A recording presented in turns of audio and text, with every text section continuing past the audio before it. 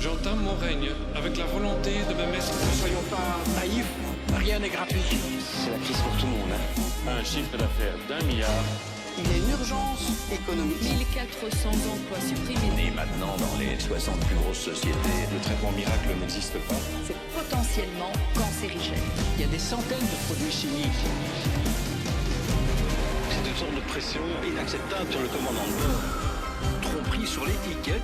Viande de bœuf. Savez-vous vraiment ce que vous mangez? Je ne veux plus, dans notre pays, Je ne vous cache pas un réel malaise.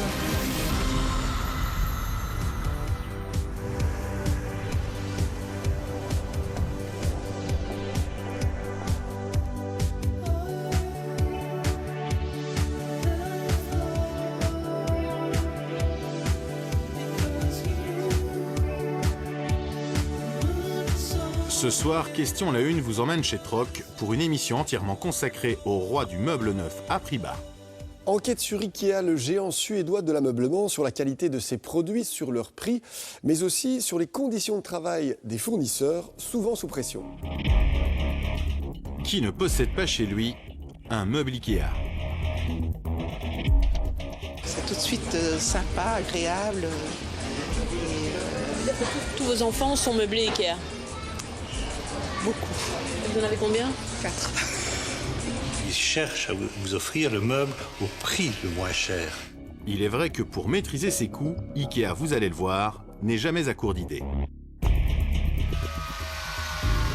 Vous remarquez qu'à l'intérieur, ce n'est pas du bois, c'est de l'aggloméré de bois, donc un mélange de fibres de bois et de colle. Un meuble en bois qui n'est pas tout à fait du bois et donc nettement moins cher. Et pour mieux gérer encore l'approvisionnement de cette précieuse matière, la société vient de faire une immense acquisition en Roumanie. Ikea vient de s'offrir pas moins de 33 600 hectares de forêt. Il ne reste rien sur des dizaines d'hectares. Il coupe tout. De là à accuser Ikea de déforestation, il n'y aurait qu'un pas. Vrai ou faux, les besoins sont énormes. Ikea consomme 1% des réserves mondiales de bois. En Roumanie, pour l'instant, à notre connaissance, il n'y a pas de coupe illégale. Mais pour vous fabriquer au prix plancher ces meubles qui inondent nos intérieurs de maisons aux 4 coins de la planète, ce géant de l'ameublement ne s'est épargné aucune peine et aucun coup bas. On avait un savoir-faire. Il est parti où notre savoir-faire? Il est parti en Pologne. Et alors qu'on avait tout ici sur place. Entre dumping social, pression sur les fournisseurs et structures fiscalement avantageuses, nous avons mené l'enquête et posé cette première question. Ikea, l'obsession du prix bas? Deuxième enquête et deuxième question. Colruyt, les meilleurs prix, mais à quel prix? Colruyt est devenu aujourd'hui le numéro 1 de la grande distribution en Belgique, un succès dû évidemment aux prix les moins chers. Pour y arriver, chaque jour, la centrale des prix Colruyt analyse 60 000 prix pour s'adapter aux tarifs de la concurrence. Colruyt reste le moins cher dans à peu près toutes les catégories. Tout est étudié pour minimiser les coûts. En fait, tout semble parfait au royaume Colruyt. Mais à l'abri des regards, les langues se délient. Les charrettes, en moyenne, ça fait 850 kilos. Et on doit en préparer entre 10 et 15 par jour. Alors, si on fait le calcul, ces personnes manipulent 10 tonnes par jour.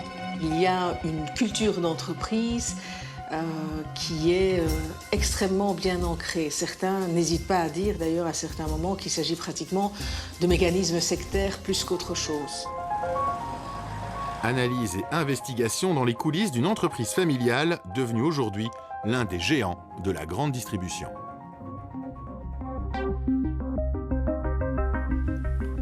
Dans les magasins de seconde main comme celui-ci, on trouve toutes sortes de meubles de véritables antiquités, des meubles anciens, mais on trouve aussi énormément de mobilier Ikea. Ces meubles design très populaires sont bon marché, mais ils sont aussi très recherchés d'occasion. Alors Ikea en Belgique, ce sont 6 magasins, 3500 emplois et environ 13 millions de visiteurs par an. Mais que valent vraiment ces produits? Comment sont-ils fabriqués? Vous allez le voir, si la qualité est bien souvent au rendez-vous, ce qui laisse parfois parfois perplexe, ce sont les conditions de production. En Chine, par exemple, certains fabricants arrêtent de travailler pour le géant de l'ameublement, tant les pressions sur les coûts sont fortes. En Roumanie, Ikea est soupçonné de favoriser la déforestation. Alors Ikea, l'obsession du prix bas, c'est une enquête très instructive de Daniel Welter. Ce jour-là à Mons, c'est la toute grande foule. Ikea ouvre un 7e magasin en Belgique et recrute 350 collaborateurs. Le fabricant de meubles à bas coût a mis les petits plats dans les grands. En maîtresse de cérémonie, on retrouve Miss Belgique. Je suis tout d'abord très fière d'être ici avec une grand-mère qui habite Mons, quand même des origines à Mons. En tant que Miss Belgique, je me sens naturellement attirée par le luxe et le design, surtout le design. Un rappel de la pose de la première pierre, un investissement de 100 millions d'euros. Et puis, des vidéos vantant le modèle suédois. Modèle qui emploiera bientôt 3600 personnes en Belgique. Moi, j'ai choisi le Murbaum. C'était le lit dans lequel je dormais chez ma grand-mère. Mon article favori, c'est la table lac. On sait tout de suite que ça vient de chez Ikea. Manquez plus que les boulettes, bienvenue dans le monde merveilleux d'Ikea. Pour ce Job Day, le géant suédois a fait appel à ses collaborateurs, premiers ambassadeurs de la marque et du job. C'est physique et donc qu'il faut pas avoir peur de poigner dedans et d'y aller, voilà. Ça, c'est important. Ici, j'ai vu qu'à Ikea, en fait, c'est plus comment nous on est plutôt que ce qu'on a fait avant. C'est ça que je trouve. C'est vouloir faire et on vous donne toutes les chances. C'est à vous de prendre les chances. C'est une fierté parce que c'est notre travail et c'est, voilà, on essaye de donner l'envie et la motivation aux gens de partager le quotidien. Vous avez été briefé ici pour parler? Non, du tout. Non, je suis comme ça tout le temps et voilà. Une journée d'information à guichet fermé. Ikea a dû limiter son Job Day à 4500 candidats. 7000 personnes voulaient s'y inscrire. J'ai tout Ikea chez moi. De la salle de bain à la chambre. On a des emplois, c'est pas trop ça. Donc on sait qu'ici il y a des petites opportunités, donc c'est intéressant. Ça fait rêver Ikea? Oui, on peut commencer bas et arriver haut.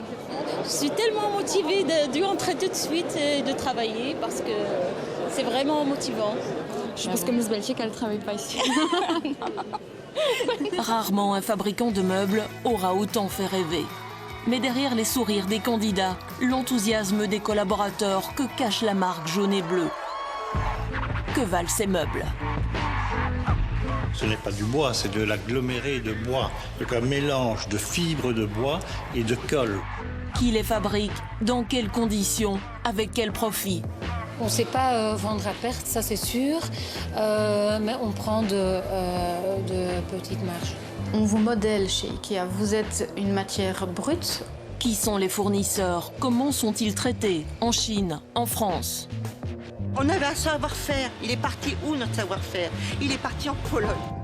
D'où provient le bois? Serait-il illégalement prélevé en Roumanie? Ce qu'on découvre ici, c'est complètement incroyable, scandaleux. Comment le géant suédois gère-t-il ses affaires, ses comptes? En Belgique, les dernières 5 années, on a payé pour plus que 100 millions d'euros au niveau taxes. Notre enquête nous a menés en Belgique, en France, au Luxembourg, en Roumanie, en Chine, avec toujours cette même question. Ikea, l'obsession du prix bas.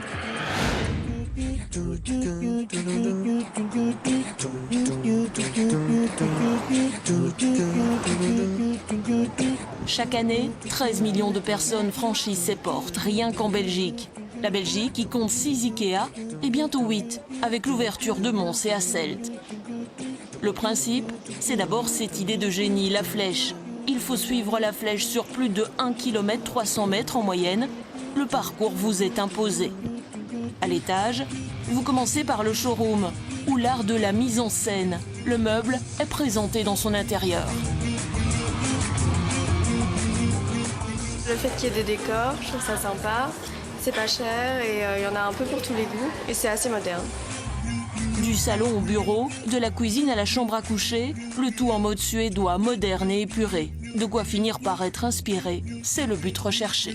C'est un rêve, c'est tout de suite sympa, agréable.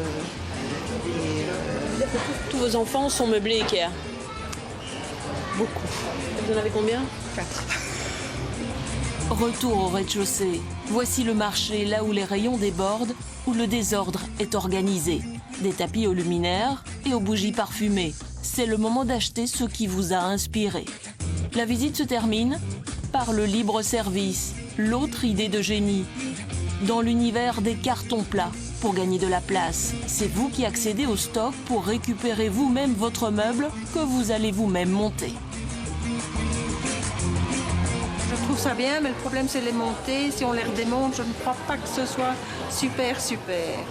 Mais bon, en attendant, on ne doit pas déménager tous les jours. En marchant d'un bon pas, au total, vous aurez parcouru 1 km 350 mètres à l'IKEA de Zaventem en 15 minutes, 24 secondes. Mais surtout en ayant parcouru tous les rayons, sachant que 2/3 des achats chez IKEA sont des achats impulsifs. Difficile de quitter le magasin, le caddie vide. Et parfois, il vaut mieux être deux.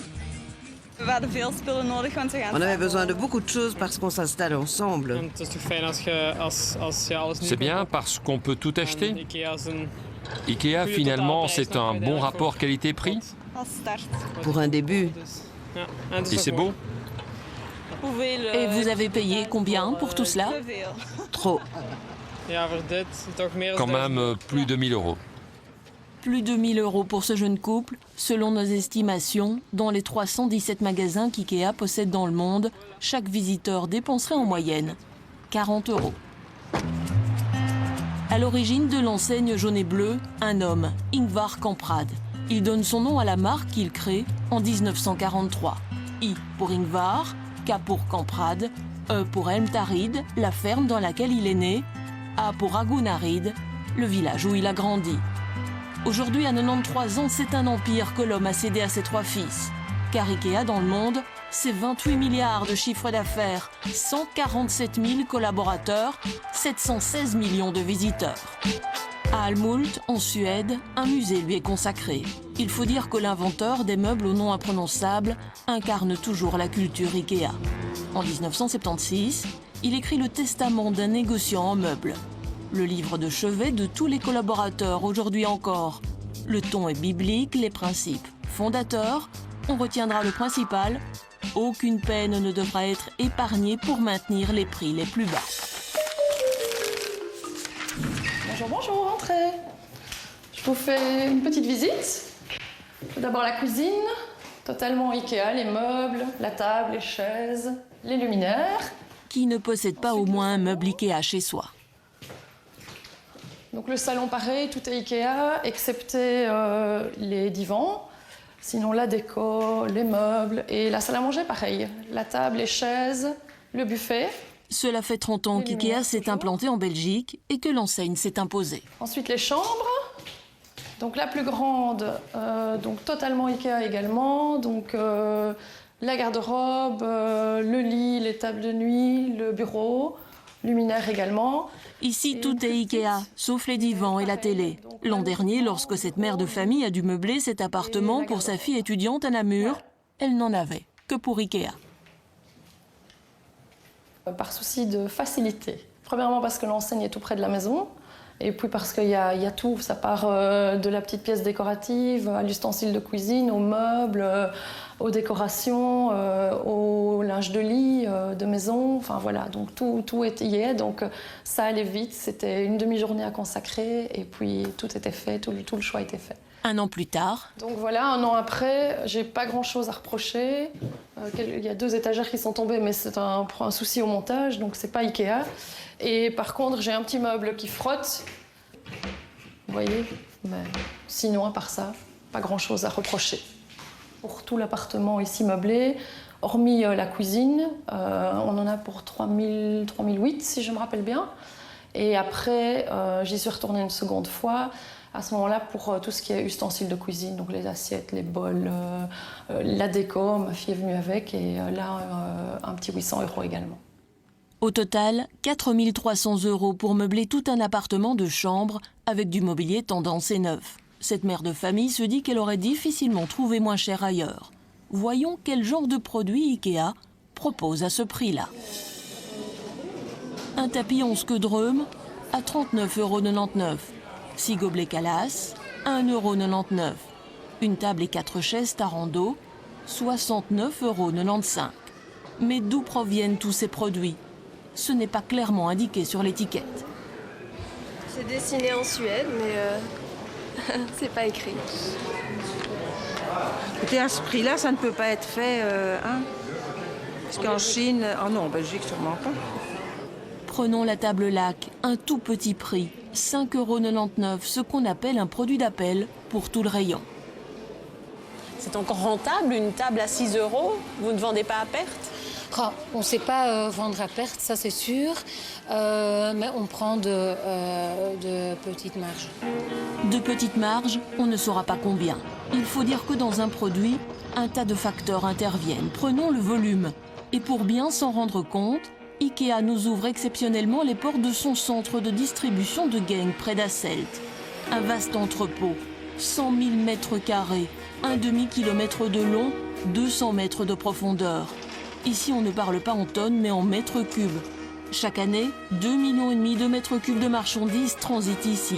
Quand on sait qu'il existe 35 centres de distribution Ikea dans le monde et que celui de Genk se situe dans la moyenne, cela fait au moins 87 millions de mètres cubes de produits Ikea qui parcourent le monde. L'entrepôt tourne jour et nuit, 5 jours sur 7, en partie robotisé, aucun détail n'est négligé pour diminuer les coûts.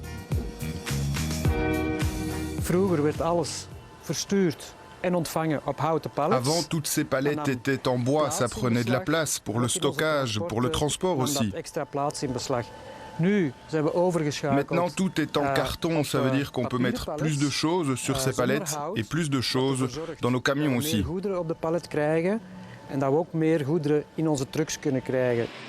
Du carton plutôt que du bois pour gagner de la place et donc réduire les coûts.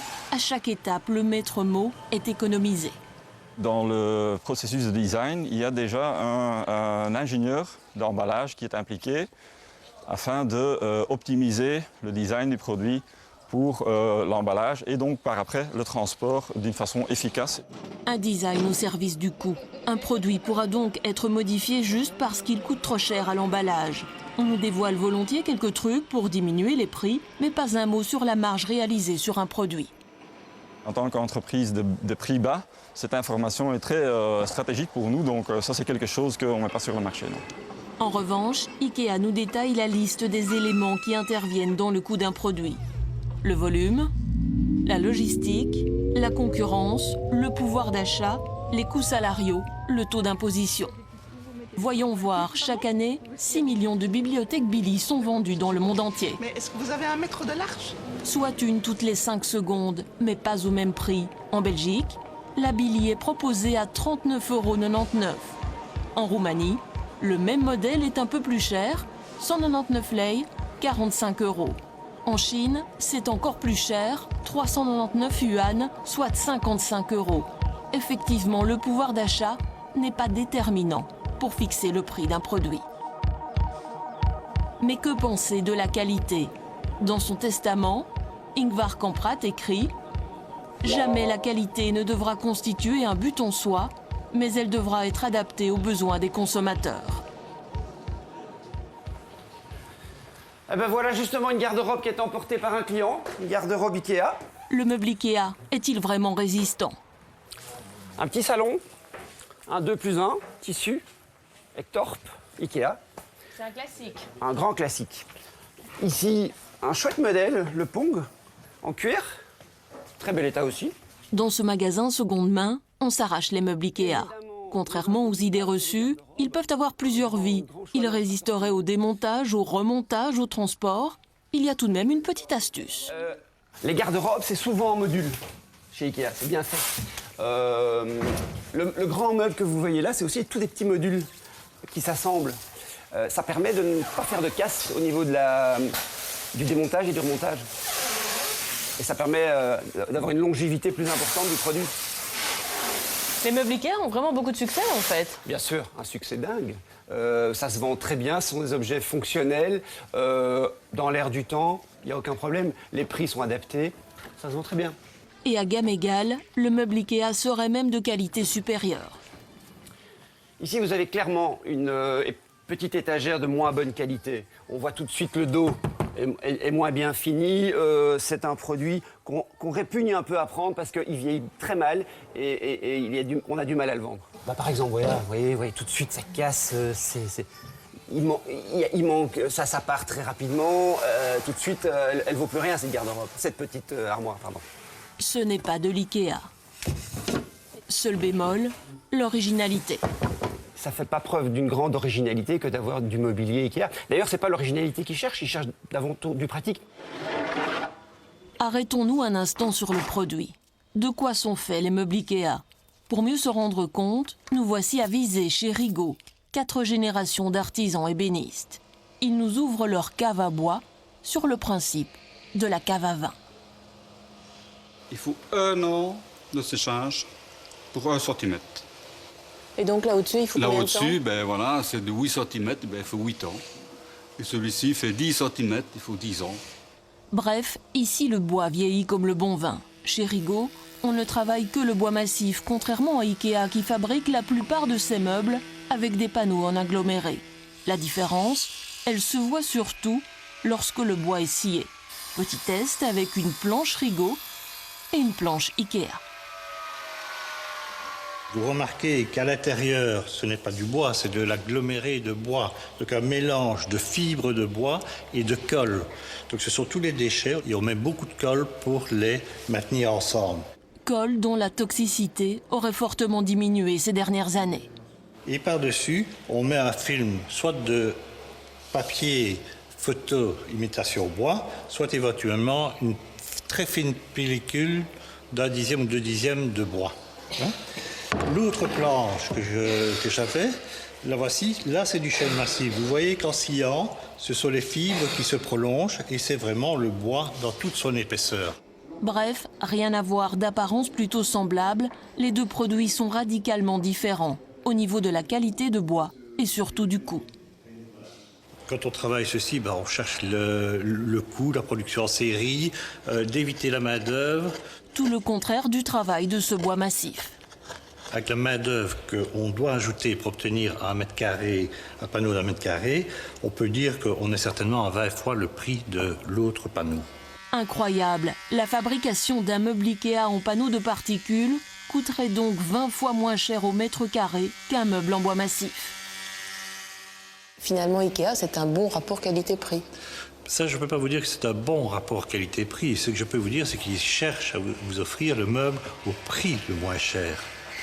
Maintenant, il faut voir à l'usage, avec le renouvellement du meuble, dans le temps, et faire un calcul pour voir si, en finalité, si on achète X meubles Ikea pendant 10 ans, 20 ans, ou un seul autre, quel est le meilleur rapport qualité-prix?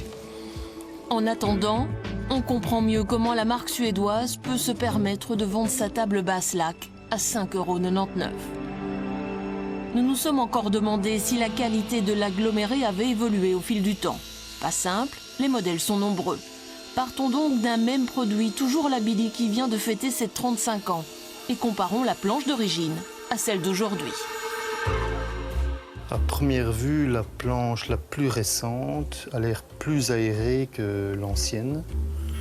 Donc probablement qu'elle a une masse volumique plus faible que l'ancienne. Ça reste à vérifier. Nous sommes au laboratoire de la forêt à l'UCL. Cet anatomiste du bois va plonger des échantillons de panneaux dans l'eau pour en mesurer la masse. Plus la masse volumique est importante, plus la planche est solide. On constate une différence d'à peu près 4,5% entre les deux planches, à l'avantage de l'ancienne. De là à dire que la qualité est moindre, c'est difficile de s'avancer. Pratiquement aucune différence en 35 ans d'intervalle. Pour un même produit, la planche d'hier serait aussi solide que celle d'aujourd'hui. Dans ses rayons, Ikea met toujours en avant son design suédois et démocratique. Un design petit prix destiné au plus grand nombre. Prenons cette chaise, la Meltorp. Sur l'étiquette, vous retrouvez le nom du designer, Ola Wilborg. A-t-il déjà rencontré Norman Foster? En 2005, Norman Foster crée une chaise pour la société américaine Emeco. Et la ressemblance est troublante. tellement qu'Emeco a décidé de poursuivre Ikea en justice pour plagiat. Ikea ne souhaite pas faire de commentaires. Le procès est en cours à Munich. Mais cela pose question. Copier, ce serait ça le design démocratique? Nous nous rendons chez Fermob à Toissay, au nord de Lyon, un des spécialistes du meuble de jardin. Prenons 4 chaises basses. Qui peut dire quelle est la chaise Ikea?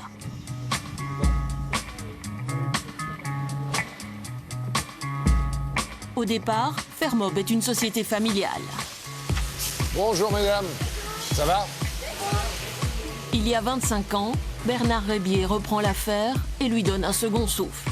À l'international, la ville de New York lui a même passé une commande de 12 000 chaises, autant que le nombre de taxis new-yorkais. Alors, nous allons nous diriger vers la chaîne de peinture.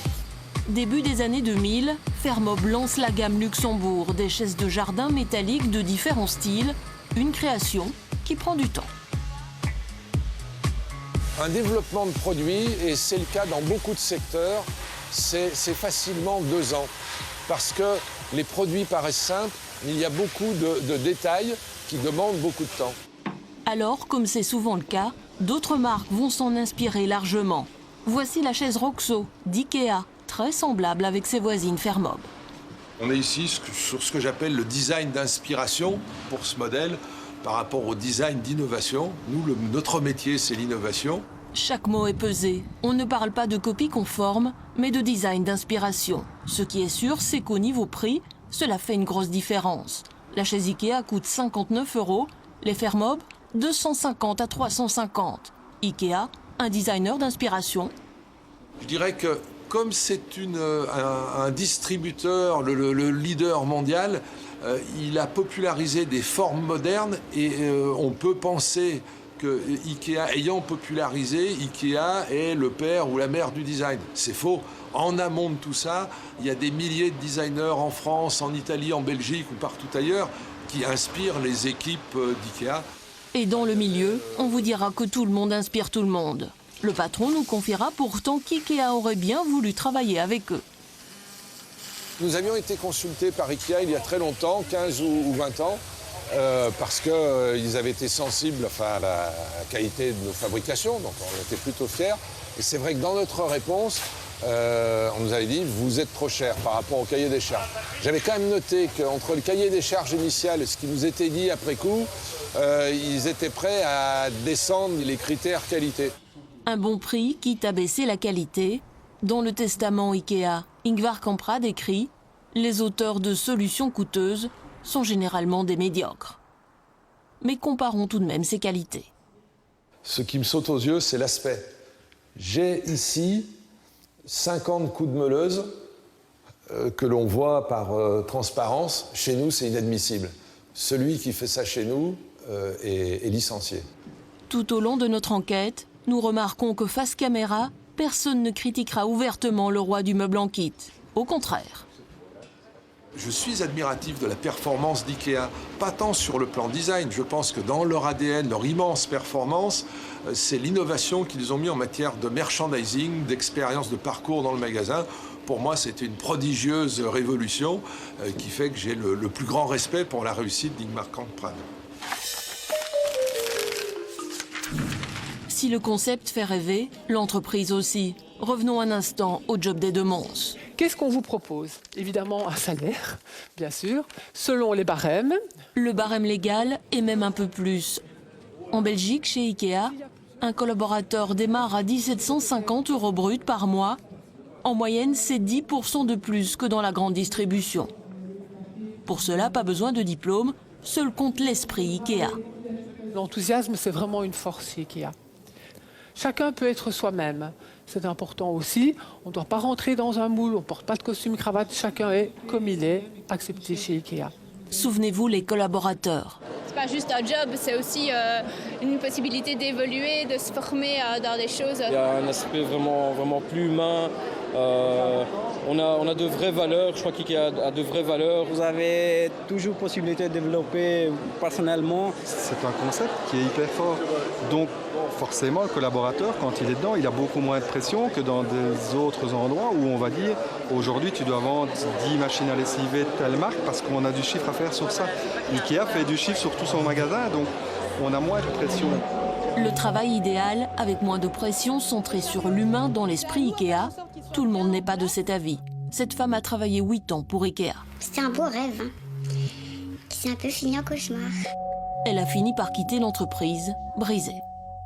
Il y a, oui, un climat familial, mais familial dans le sens plutôt vieille famille noble qui exerce un pouvoir un peu abusif, en tout cas qui ne dit pas son nom, avec de la pression, avec des copinages. Quand on sait, parce que forcément on le sait, qu'il y a des problèmes de gens en dépression, de burn-out, ou qu'il y a des gens qui utilisent trop leur statut pour un peu faire le ménage dans leur magasin, est-ce qu'on peut toujours dire que l'humain est au centre des préoccupations? Un témoignage troublant, mais qui concorde avec cette étude. Réalisée par Mensura, la médecine du travail en 2013, elle traite du bien-être au travail chez IKEA. Un document exclusif que nous avons réussi à nous procurer. Un collaborateur sur 2 juge le travail peu stimulant, se plaint de surcharge, d'ambiguïté, de compétences non reconnues, de travail monotone. Cette syndicaliste confirme le malaise. Il n'y aurait pas de place pour l'esprit d'initiative chez IKEA et pas question de remettre en cause le système. Le système IKEA, par IKEA, est tellement vécu comme quelque chose de parfait qu'il n'y a pas de raison valable de le remettre en question. Pourquoi faire preuve d'opinion ou faire des demandes des changements? Ça fonctionne tellement bien comme ça. On vous modèle chez IKEA. Vous êtes une matière brute. Plus vous êtes jeune, inexpérimenté, plus vous allez pouvoir vous faire façonner dans l'entreprise. Ce qui est un petit peu particulier dans ce système-là, c'est que cette personne-là, elle est perdue. Imaginons que quelqu'un veuille quitter l'entreprise. Elle a l'image, souvent, de n'être personne ailleurs. Les conditions de travail ne seraient-elles donc pas aussi bonnes qu'on veut bien nous le dire? Voyons du côté des fournisseurs. Dans ces magasins, IKEA propose plus de 9000 références et peut compter sur 1 millier de fournisseurs dans le monde et de nombreux sous-traitants. Estonie. Là, c'est Turquie. Thaïlande. Fabriqué en Pologne. Un produit fabriqué en Suède. Un miroir. Pakistan. Bangladesh. On fait le tour du monde ici. Premier constat, il y a très peu de fournisseurs belges. Un produit belge. En fait, il y en a seulement 0,3%. La compote de poire, c'était une commande unique pour soutenir le secteur face à l'embargo l'an dernier. Pas assez représentatif, selon le producteur namurois, il n'a pas voulu s'exprimer. En revanche, on aurait souhaité rencontrer le producteur de ce tapis. Aujourd'hui produit en Turquie, il l'était encore récemment en Belgique par la société Balta. Installée à Havelgem en Flandre, elle se présente comme le plus grand producteur de revêtements de sol textile en Europe. Elle ne voit pas l'intérêt de nous accorder une interview. Elle nous explique cependant qu'elle a ouvert 2 sites en Turquie car la main-d'œuvre y est 6 fois moins chère. Le coût de la main-d'œuvre, nous y voilà. La problématique est dénoncée en avril dernier par les syndicats au centre de distribution de Genk, celui que nous avons visité. Il serait question de dumping social de la part des fournisseurs IKEA. Nous voulons en avoir le cœur net. Un après-midi, nous faisons le tour du parking. Et en moins de 5 minutes, nous croisons un chauffeur bulgare et un chauffeur roumain. L'argent est versé par la Roumanie. Pas la Belgique. Et en Roumanie, vous gagnez combien? 200? 300 euros? Vous gagnez combien? Je ne comprends pas. Plus ou moins. How many lays? Il préfère ne pas en parler. C'est un chauffeur flamand sous contrat belge qui nous expliquera la situation. Le salaire moyen est entre 11 et 12 euros de l'heure, en brut. Oui, et en Roumanie? J'ai entendu parler de 5 à 6 euros, quoi. La moitié. Ça ne rapporte plus assez, alors ils viennent ici, ils viennent travailler 3 semaines. Puis après, ils prennent l'argent et ils rentrent chez eux. Et que dit Ikea? C'est du transport au marché, hein. C'est aussi simple que ça. Ikea aurait-il perdu la notice? Car que fait le fabricant qui, dans son règlement, demande à ses fournisseurs d'être irréprochables, de respecter les lois? On a effectué des contrôles supplémentaires auprès des organisations de transport. On va introduire des contrôles sur place pour aussi entrer en entretien avec les chauffeurs eux-mêmes, hein, pour vérifier certaines choses. Donc ça, c'est une chose qu'on fait. Mais d'un autre côté, il ne faut pas attendre que... Ikea, en tant qu'entreprise seule, ne peut pas être tenu responsable pour l'entièreté des défis dans le secteur de transport et dans la communauté européenne. Du dumping social pratiqué par les fournisseurs et toléré par Ikea. S'il est avéré, le fabricant de meubles ne serait pas le seul. Les syndicats espéraient tout de même plus de fermeté de la part du géant suédois. Les fournisseurs d'Ikea seraient-ils mis sous pression? Si vos marges sont réduites, celles de vos fournisseurs sont encore plus réduites? Ce n'est pas le cas. On a toujours de bons accords avec nos fournisseurs. Ces accords sont-ils vraiment toujours aussi bons? Pour en savoir plus, nous nous sommes intéressés au divan Ektorp, un autre classique d'Ikea. Estampillé ici Made in France, nous prenons donc la direction de Dunkerque. Sur le parking, une poignée d'ouvriers licenciés nous attendent. L'entreprise a fermé il y a 3 ans. Allez, bon, on y va jusqu'à là-bas voir. On va faire la visite. Alors ici, c'était tous les bureaux de chez Green Sofa. Oui, on était pas mal déjà dans les bureaux aussi parce qu'on produisait pour Ikea. On avait 6 chaînes à un moment donné et on faisait 240 canapés par chaîne. À l'époque, ils étaient plus de 100 à fabriquer plus de 30 000 canapés par mois. Leur employeur, Green Sofa, avait signé un contrat d'exclusivité avec Ikea. Aujourd'hui, c'est fini. On avait un savoir-faire. Il est parti où notre savoir-faire? Il est parti en Pologne. Et alors qu'on avait tout ici sur place. Pour eux, parce qu'on a tout mis ça sur place, c'est pour eux. Hein. Parce qu'un jour ou l'autre, ils disaient « Ah, il faut faire comme ça, allez hop !» On voulait faire comme eux, ils disaient toujours comme eux. Comme une fois, ils nous ont dit « Oh, on va avoir une grande production ». C'était en 2007. Une grande production, il faut faire des équipes, matin et après-midi. Mai 2007. Septembre 2007, c'est fini. Ah non, c'est bon, on n'a plus besoin. Ils étaient payés au SMIC, 1 100 € par mois. Puis un jour, Ikea a trouvé moins cher en Pologne et en Roumanie. Mais quand tu penses que les Roumains sont venus travailler pendant 3 semaines sur nos chaînes pour voir comment travailler. Il y a eu des équipes de Roumanie qui sont venues voir comment la fabrication d'un canapé de A à Z. Et se repartir avec les plans de formation du canapé, quoi que ce soit. Petite consolation, à la fermeture, les ouvriers qui le souhaitaient pouvaient passer sous contrat roumain.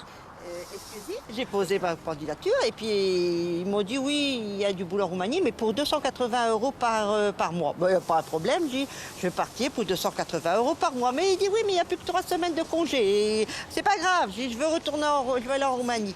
Elle est finalement recalée sur son anglais. Ce qu'ils retiennent du géant suédois, une certaine exigence et l'impératif du coût qui se répercute directement sur le produit. Au début, ils étaient vraiment bien finis. Quoi que ce soit dans la carcasse, dans la densité de la mousse, dans la qualité du tissu. Mais après, au fur et à mesure, Ikea a changé son cahier de charge de travail. Si le coussin faisait par exemple 15 cm d'auteur, à la fin, il pouvait passer à 12 cm. Mais on mettait un morceau de watine pour compenser le volume. Donc à vue d'œil, vous ne le voyez pas, mais en quantité sur 1000 et 1000 canapés, fauteuils qui sont sortis, ça se voit. La qualité au service du prix, l'exclusivité qui conduit à la fermeture. C'est cela, les bons accords dont parlait Ikea. Aujourd'hui, pour les ouvriers, le combat se poursuit en justice contre Green Sofa, qui depuis a installé ses ateliers en Roumanie. Le comble, c'est que même installés à l'Est, ils ne travaillent plus pour Ikea. Si 2/3 des produits vendus sont fabriqués en Europe, à proximité des matières premières et des clients, le dernier tiers des fournisseurs se trouve ici, en Asie.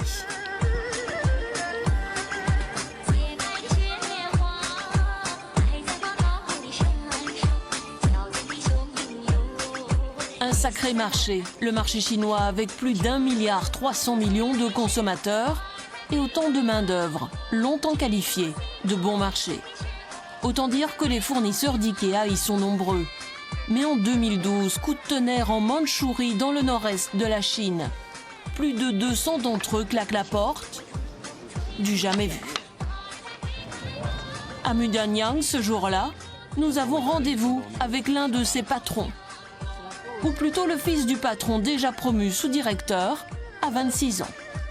Tao Tang nous ouvre exceptionnellement les portes de son usine. C'est la toute première fois qu'il reçoit des journalistes occidentaux. Sur le site, des dizaines d'entrepôts, des milliers de mètres cubes de bois, du pain essentiellement. Et puis, les fameux cartons plats sur le modèle Ikea. Ici, 1 millier de personnes travaillent. Et jusqu'en 2012, ils ont fabriqué des tables et des lits pour Ikea.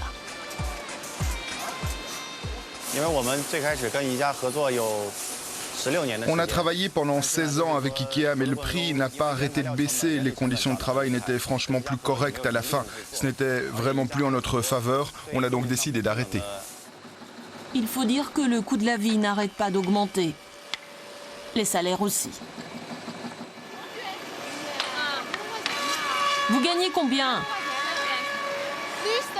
Plus de 2000 yuan, soit plus de 300 € par mois. Il y a 5 ans encore, cette ouvrière non qualifiée ne gagnait pas la moitié. Aujourd'hui, elle fait partie des bas salaires de l'usine. Face à ces augmentations, Ikea aurait-il eu des exigences irraisonnables avec ses fournisseurs chinois? À Bruxelles, au siège central, on s'en défend. Chaque 2 ans, on fait une enquête, on fait un sondage auprès de nos fournisseurs où on demande leur satisfaction, etc. Et 80% de nos fournisseurs disent qu'ils voudraient faire plus de business avec Ikea. Donc peut-être là, il y a, et ça on ne peut jamais exclure avec des milliers de fournisseurs, qu'il y en a qui sont moins contents, mais il y en a d'autres qui sont très contents. Est-ce que vous mettez la pression sur les fournisseurs? On travaille en partenariat avec le fournisseur. Pas de pression, seulement du partenariat. En Chine, malgré la rupture, notre patron chinois voue une certaine admiration aux fabricants suédois. On doit beaucoup à Ikea sur la gestion des usines, la gestion des coûts. Ils nous ont appris beaucoup de choses. Mais économiquement, on ne pouvait plus baisser nos prix. Alors on a décidé de créer notre propre marque. Dans leurs ateliers, on remarque pourtant qu'ils continuent à fabriquer certains modèles Ikea pour d'autres clients. Et si vous continuez à faire les lits, même si vous ne travaillez plus pour Ikea? Oui, oui. Avec leur technique à eux, par rapport à leur modèle ou sur un autre modèle? On a un peu changé. Le style des barreaux de lit est tout de même très ressemblant. Des copies de meubles Ikea à la sauce chinoise. Intrigués par la nouvelle marque du fournisseur chinois, on voudrait savoir comment il s'en sort sans Ikea. On se met à la recherche de sa nouvelle enseigne. Pas facile à trouver, pourtant facilement reconnaissable, avec en façade les couleurs du géant suédois. Mais rien ne semble gagner. Ici, les affaires n'ont jamais pris. Un petit problème de localisation, nous dit-on. Du coup, les locaux ont été reloués à d'autres marques. Pas si facile que ça, la vie après Ikea. Surtout qu'en matière de design suédois, le chinois préfère de loin l'original à la copie. Même si la culture est différente, Ikea a bien dû se faire à l'idée que le chinois aime faire la sieste dans ses divans. Le géant suédois, avec ses 20 points de vente en Chine, fait un tabac. À Pékin, nous avons voulu savoir pourquoi. Je trouve que le prix est bon et la qualité aussi. En plus, j'aime la variété qu'on retrouve ici. En fait, ici, le client est persuadé de n'acheter que suédois. C'est original, la qualité est très bonne. Souvent, dans les produits fabriqués chez nous en Chine, ils contiennent des senteurs toxiques. Ils ne sont pas aussi bien faits que les produits Ikea. Incroyable le prestige de la marque, le chinois ne pense acheter que des produits suédois. Dans les allées du libre-service de Pékin, les cartons plats sont pourtant bien avant tout made in China. Mais revenons à nos fournisseurs. Nous voici à présent à Yichun, toujours dans le nord-est du pays, en Mandchourie. Ici encore, cela fait des années que la ville vit de commerce en tout genre et au rythme des marchands de bois et des fabriques de meubles. Ce matin-là, nous avons rendez-vous avec un autre fournisseur d'IKEA. Surprise, lorsque nous franchissons le portail de son usine, tout est désert, les ateliers sont à l'arrêt. La vie après Ikea semble décidément bien compliquée. Ikea voulait l'exclusivité, à présent le voilà sans rien. Pourtant, dans les années 2000, avec ses 400 travailleurs, l'usine a fabriqué jusqu'à 100 000 tables par an. Dans son bureau, le patron nous montre un de ses modèles dans un vieux catalogue. Au départ, le numéro 1 du meuble en kit lui offrait un prix correct, puis ce prix n'a pas arrêté de baisser. Un jour, il a craqué.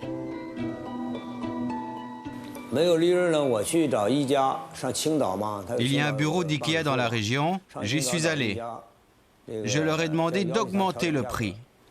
Non seulement ils ont refusé d'augmenter le prix, mais en plus ils ont proposé de baisser de 2 à 5% par rapport au prix d'avant.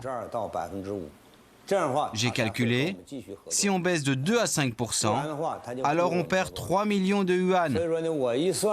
En 2012, j'ai décidé de ne plus travailler avec Ikea, je suis parti. Le patron a fait ses calculs. Avec Ikea, il perdait 3 millions de yuan par an. Sans Ikea, seulement 240 000 yuan, les salaires et les frais fixes. Les fournisseurs ont seulement droit à 8% de marge avec Ikea. Quand c'est plus que 8, ils demandent de diminuer le prix. Ils nous achètent des tables à quelques centaines de yuan qu'ils revendent à des milliers. Le prix dans les magasins, c'est 2 à 5 fois supérieur au prix auquel ils nous les achètent. Puis, l'homme va nous expliquer ce qu'il appelle la méthode Ikea. Écoutez plutôt, c'est surprenant. Par exemple, si ce produit se vend mal, si le chiffre d'affaires n'est pas bon, Ikea va chercher un défaut dans le produit du fournisseur. Et avec ce petit défaut, il va faire toute une histoire. Ou alors il va demander de reporter la livraison s'il ne peut pas annuler la commande. C'est la méthode Ikea. Et Ikea ne veut pas le reconnaître. Nous, on la connaît bien. Aujourd'hui, sa principale préoccupation, relancer l'entreprise pour écouler son stock de bois à un prix correct. En le quittant, il nous interpelle. Vous pourriez demander à Ikea une commande, 20 000 unités, mais avec une augmentation de 3 yuan. Est-ce que vous pouvez faire ça? Vous ne pouvez pas, hein, vous êtes les médias, c'est-à-dire l'opinion publique. Et si l'opinion publique parle mal d'Ikea, Ikea sera mécontent. L'homme sait qu'il n'a plus rien à espérer d'Ikea, mais nous demande tout de même de rester juste et objectif. Car s'il en est là, il ne veut pas qu'on dise que c'est uniquement de la faute d'Ikea. On n'a pas vraiment l'habitude de se fâcher contre des gens, contre des fournisseurs. Mais ici, je peux pas vous promettre, bien sûr, de la Belgique et qu'on va rétablir la relation avec cette organisation-là. Mais le directeur de la communication admet tout de même qu'IKEA s'est séparé de 80 fournisseurs en Chine. Motif, ils ne répondaient plus à leurs attentes ni à leurs critères qualité. Il faut dire que ces dernières années, la Chine a été très préoccupée par sa forêt. La région d'Ichun, que l'on surnomme aussi la mer de bois, a vu ses ressources fondre à force de fournir tout le pays pendant des décennies. Aujourd'hui, il est interdit de couper le moindre arbre. Ce bûcheron peut en témoigner, il a perdu son emploi. Mais il reconnaît qu'il était temps de réagir, de replanter. Il n'y a plus de gros arbres maintenant. Ils sont très fins.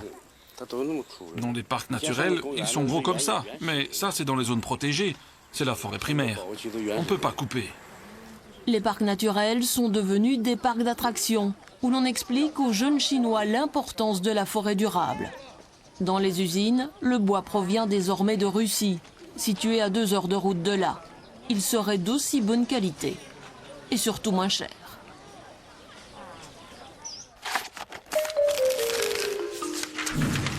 L'obsession du pas cher, du bon marché. Ce jour-là, c'est dans le cadre prestigieux du château de Belleuil que le directeur de la communication présente Ikea au patron wallon. Je pense si on demande les gens dans la rue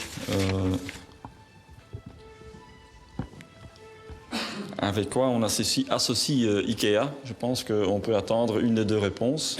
L'un, c'est les boulettes et l'autre, c'est le meuble en kit. Il est vrai que sa structure financière est moins médiatisée. Le sujet est sensible, les questions délicates. Pas question de dévoiler certains chiffres.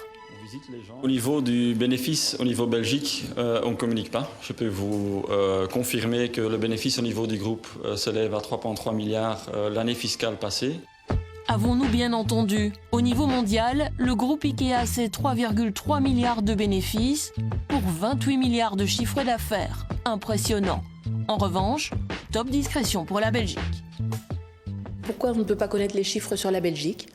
C'est quelque chose qu'on s'est mis d'accord au niveau du groupe, qu'on ne communique pas au niveau des pays, pour ne pas avoir une compétition entre les pays au niveau des choses financières, parce que pour nous, ce qui compte, c'est l'attention qu'on porte à nos clients et pas nécessairement les bénéfices que ça rapporte. Plus important les clients que le bénéfice, voyons plutôt. On en parle peu, mais en Belgique, il n'y a pas que les points de vente IKEA, il y a aussi les sociétés. Ainsi, adossé au magasin de Zaventem, voici IKEA Belgium qui gère la distribution. Classique.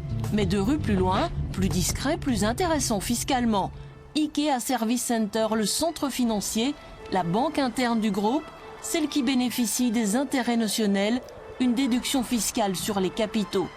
Selon ces documents de la Banque nationale, il s'élevait à plus de 325 millions d'euros en 2014. En Belgique, les dernières 5 années, on a payé pour plus que 100 millions d'euros au niveau taxes. Et donc voilà, je crois qu'on contribue considérablement. Effectivement, IKEA paie des impôts en Belgique, mais grâce aux intérêts notionnels, IKEA Service Center en paie beaucoup moins. Nous avons fait le calcul sur les 5 dernières années. On dépasse rarement les 2,5% de taxes. Du coup, ses bénéfices explosent, 1,6 milliard sur les 5 dernières années. Chez IKEA, pas de commentaires sur ce volet précis. En Belgique, hors intérêt notionnel, le taux d'imposition sur les sociétés est généralement de 34%. Au château de Belleuil, on apprend encore que le groupe IKEA dépend directement d'une fondation située aux Pays-Bas. La fondation, ça permet au groupe IKEA d'être indépendant des marchés financiers, quelque chose qui a été très utile les dernières années. Et donc on développe uniquement sur base de nos propres moyens. Mais c'est oublié de signaler que la fondation aux Pays-Bas permet aussi une plus grande déduction d'impôts. Face au patron wallon, c'est l'aspect caritatif qui sera mis en avant. IKEA Foundation fait des supports au développement, aux circonstances de vie des enfants partout dans le monde. On travaille très étroitement avec UNICEF, Save the Children, par exemple. Vos explications sont bien plus claires que les notices de montage. IKEA n'est pas cotée en bourse. Elle n'a de compte à rendre qu'à ses propriétaires, la famille Kamprad, et à l'occasion au grand public, lorsqu'elle n'a pas vraiment le choix, lorsqu'elle est secouée par des scandales. Il y a 20 ans, par exemple, des ONG dénoncent le travail des enfants chez des fournisseurs d'IKEA. On avait dit que des enfants fabriquaient les meubles, maintenant ça c'est fini? Oui, ça c'est complètement fini. Pour nous, le travail d'enfants c'est complètement inacceptable. Nous avons un code de conduite très strict. Notre enquête financière ne s'arrête pas là. Ce jour-là, à Arlon, c'est l'inauguration en grande pompe de la réouverture du magasin IKEA. Toute la classe politique locale est là. L'enjeu est important. Vous avez vu le monde que ça amène. Koenraad peut me donner le chiffre, c'est plus d'1 million de personnes qui viennent chaque année. 1,4 million ici. 1,4 million de personnes qui viennent sur notre commune grâce à IKEA. Bref, un événement célébré comme il se doit. En revanche, pas de grand tralala de l'autre côté de la frontière. Le Grand-Duché ne compte aucun magasin IKEA, mais possède tout de même plusieurs bureaux. Rien qu'à cette adresse, en plein centre de Luxembourg, 4 noms. Interfund Management, Inter-IKEA Holding, Interfinance, Interogo Finance. En caméra discrète, on essaye d'en savoir plus. Bonjour. On est de la RTBF en fait.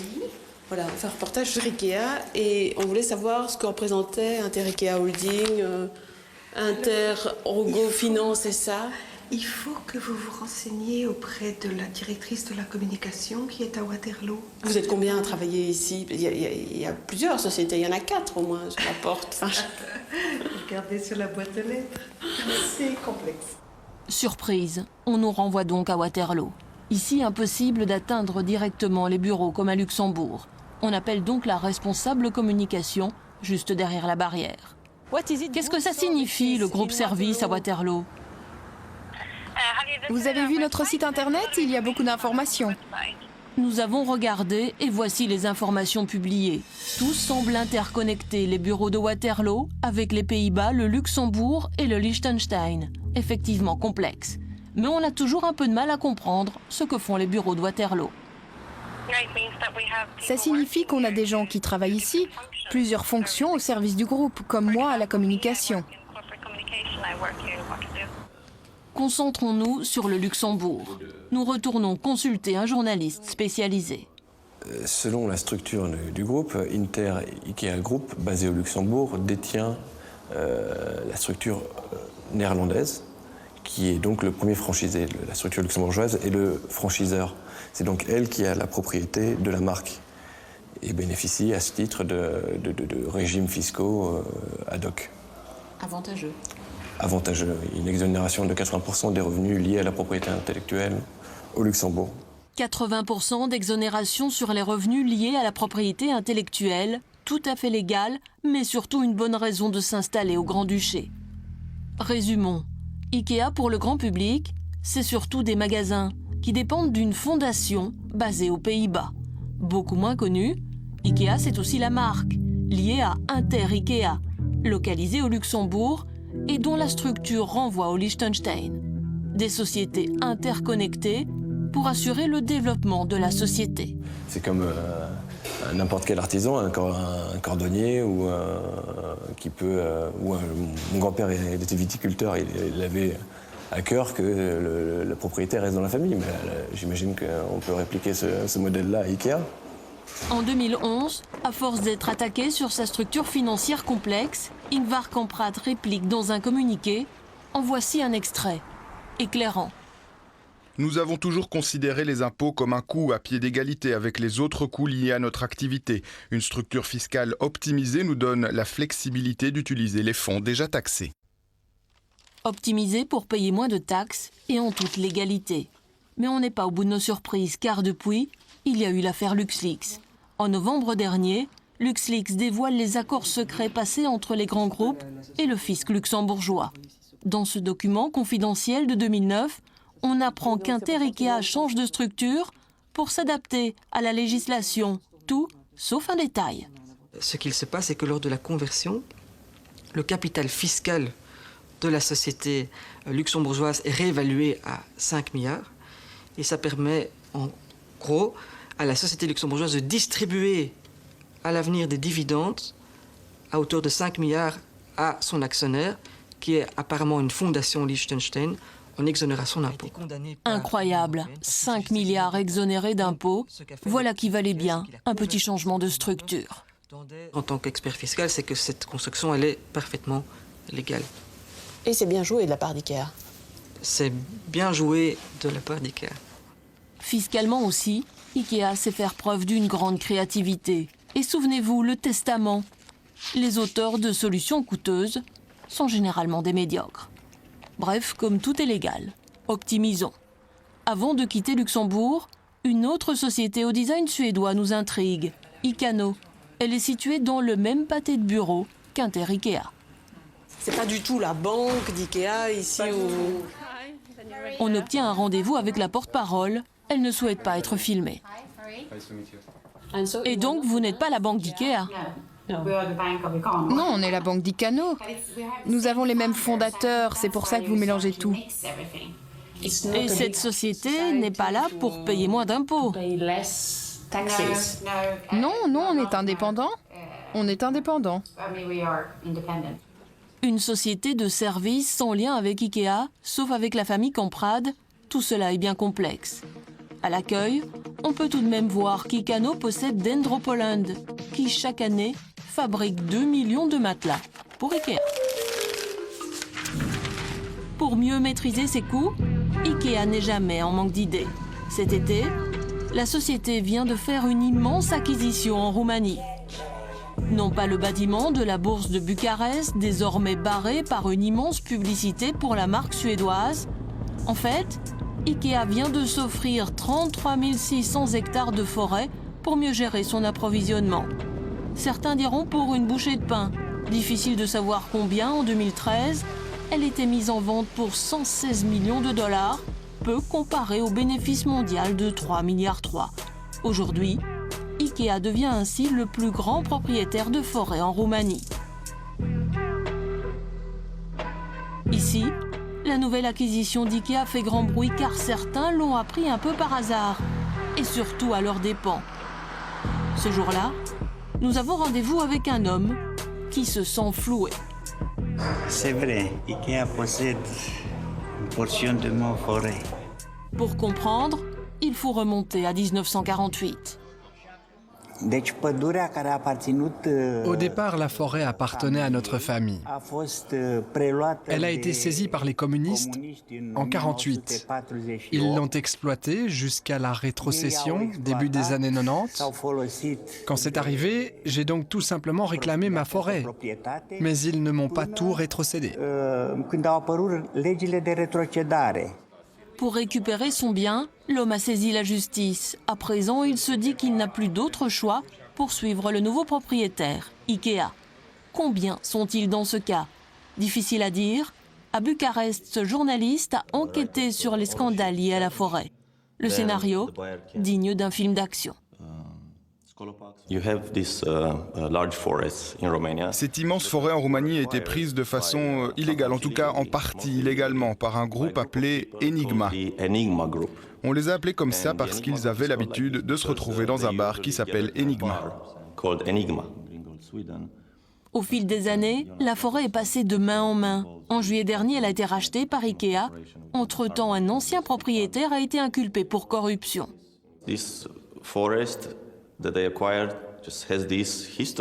Cette forêt a son histoire, et ce n'est pas une bonne histoire. Il faut donc vérifier la provenance, voir qui sont les vrais propriétaires. Ça doit être fait au plus haut niveau d'IKEA, parce que même quand on s'appelle IKEA, ça peut se retourner contre vous. À Bruxelles, on nous assure que tout est sous contrôle. Pour l'instant, on n'a pas d'informations comme quoi il y aurait des terrains qui appartiendraient à quelqu'un d'autre. Donc on a fait notre devoir, on a vérifié ces choses-là et on a enlevé les terrains dans lesquels on pensait qu'il y avait des contestations ou des difficultés. Rien à signaler, ils admettent tout de même avoir pris des dispositions. La forêt, un sujet très sensible en Roumanie. Gabriel Paun en a fait sa priorité. Activiste, il a travaillé pour Greenpeace avant de créer sa propre association. Son combat, débusquer la forêt coupée illégalement. Les dernières années, la Roumanie a tellement perdu de forêt. Ils ont évalué la perte à 5 milliards d'euros dans la dernière décennie. Aujourd'hui, il est interdit de couper des arbres dans les parcs et les réserves naturelles. Ce matin-là, on le retrouve avec un ami biologiste dans le parc d'Apuseni, dans le nord du pays. À peine arrêté, il croise un transporteur de bois. Le convoi leur semble louche. Gabriel Paun passe immédiatement un coup de fil au numéro d'urgence le 112 pour vérifier les autorisations. Ils disent que c'est OK avec ce camion. Il est bien enregistré dans le système. L'enregistrement, ce n'est que la première étape, car la vraie question, c'est d'où vient le bois. En Roumanie, le 112 a été étendu à la forêt. En cas de problème, les coordonnées sont transférées à la police. En 6 mois, 3000 infractions ont été constatées. En attendant, les témoins de coupes illégales se multiplient. C'est un désastre. Que voulez-vous? Il ne reste rien sur des dizaines d'hectares. Ils coupent tout.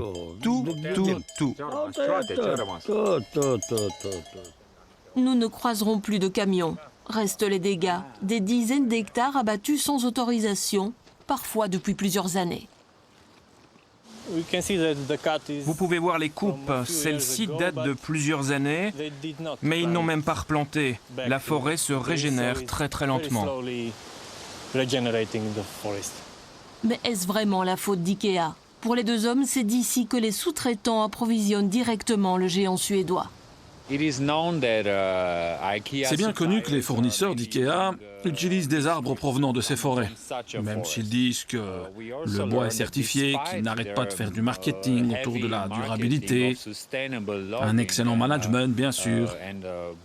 Personne, en fait, aujourd'hui ne peut prouver la traçabilité.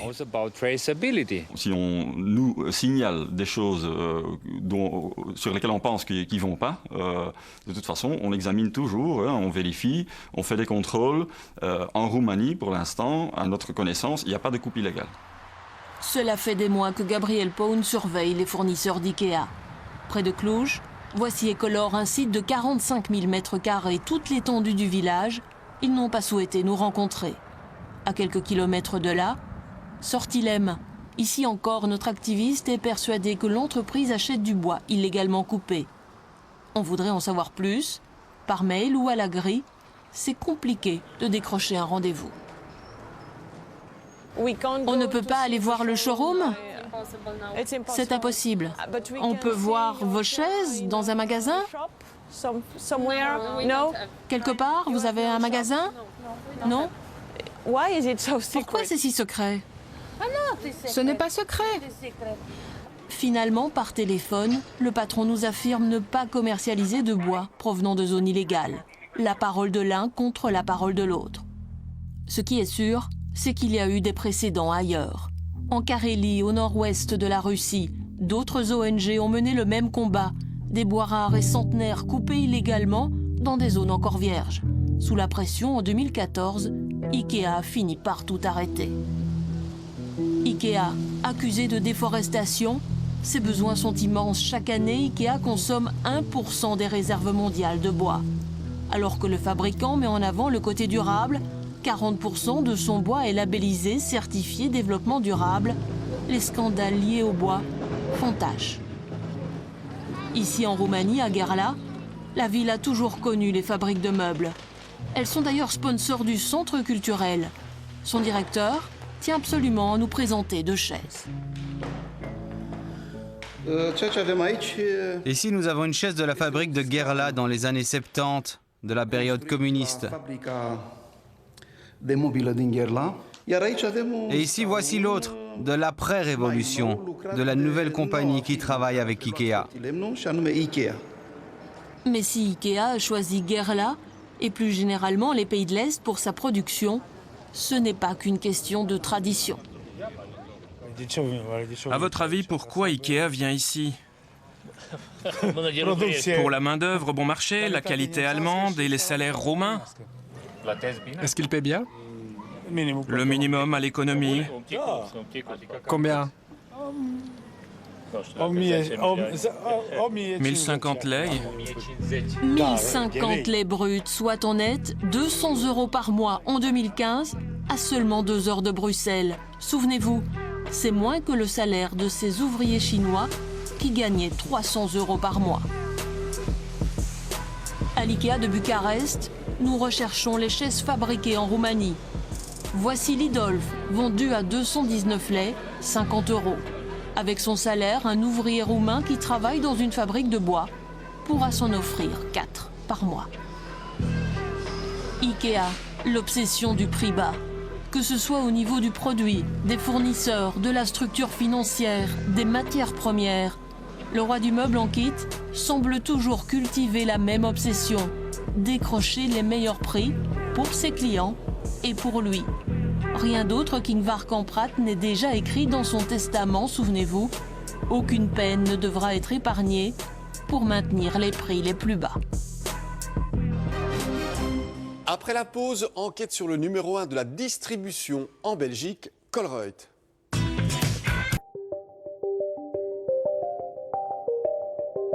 Nous sommes toujours chez Troc, le spécialiste du mobilier d'occasion. Zoom à présent sur un autre spécialiste, celui du discount et des prix rouges, Colruyt. Le numéro 1 de la distribution en Belgique attire un Belge sur 3. Alors ces produits sont-ils vraiment meilleur marché qu'ailleurs? Comment Colruyt y parvient-il? Les salariés du groupe sont-ils heureux? Autopsie d'une véritable success story. Colruyt, les meilleurs prix, à quel prix? C'est une enquête de Sylvie Duquesnoy. Faire ses courses chez Colruyt, ce n'est pas forcément une partie de plaisir. L'éclairage y est blafard, pas facile d'y voir clair.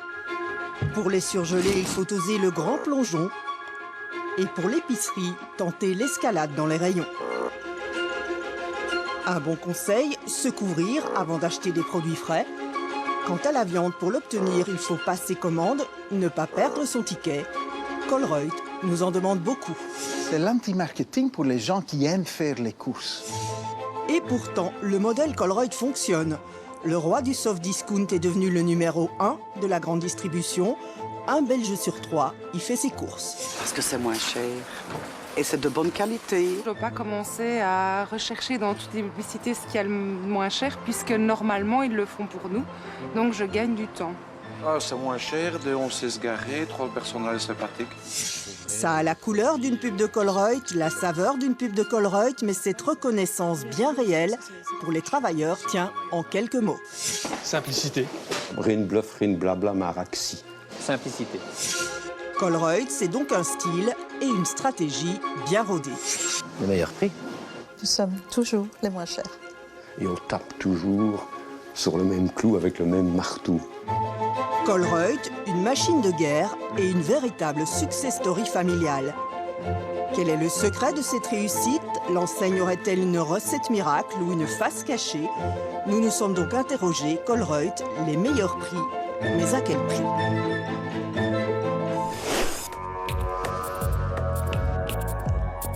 Tous les matins, c'est le même scénario. Laurent Van den Bosch, gérant du supermarché de Wépion, parcourt les allées de son magasin et change des centaines d'étiquettes. Durant la nuit, Colruyt a modifié ses prix pour les adapter à ceux de ses concurrents. Ce sont les fameux prix rouges.